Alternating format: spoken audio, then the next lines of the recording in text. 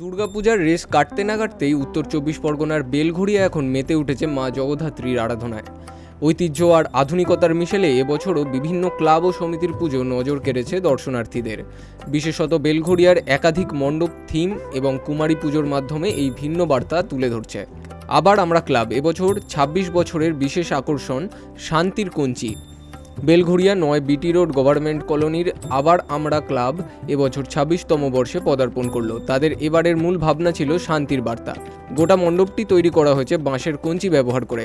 ক্লাবের কর্মকর্তাদের ঐকান্তিক প্রচেষ্টায় এলাকার সাধারণ মানুষদের নিয়ে গড়ে ওঠা এই পুজো সকাল থেকেই ক্লাবের সদস্যদের ব্যস্ত করে তুলেছে মায়ের আরাধনায়। বাঁশের কঞ্চির মাধ্যমে পরিবেশ ও শান্তির যে বার্তা মণ্ডপে প্রকাশ পেয়েছে তা দর্শনার্থীদের মুগ্ধ করেছে।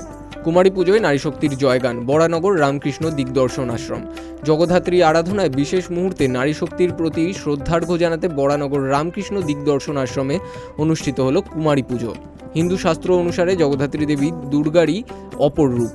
উপনিষদে যিনি উমা হৈমবতী নামে পরিচিত। আশ্রমের গুরুমাতা খনা মায়ের হাতেই পূজিত হলেন কুমারী মা। ধর্মীয় রীতি অনুসারে নারীকে যেহেতু মায়ের রূপে পূজা করা হয়, তাই কুমারী মেয়েদের কুমারী মায়ের রূপে আসনে বসিয়ে দেবী রূপে আরাধনা করা হয়।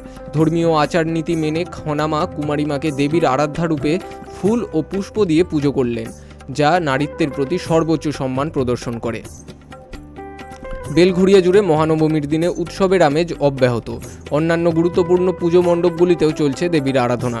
বেলঘড়িয়া মানসবাগ চতুর্থ বর্ষ জগদ্ধাত্রী পুজো। আজ মহানবমীর দিনে এখানেও পুজো চলছে উৎসাহের সঙ্গে।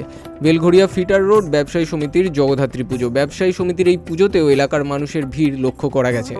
পানিহাটি সোদপুর ট্রাফিক মোড়ে আমরা সবাই জগদ্ধাত্রী পুজো কমিটি। সোদপুর ট্রাফিক মোড়ের এই পুজো কমিটিও মহাসমারোহে জগদ্ধাত্রী পুজো করছে। সব মিলিয়ে দুর্গাপূজার আনন্দকে সঙ্গী করে বেলঘড়িয়াবাসী এখন মেতে উঠেছে দেবী জগদ্ধাত্রীর করুণাধারায়। বেলঘড়িয়া থেকে মনোজ দাসের রিপোর্ট, বিগ নিউজ বাংলা।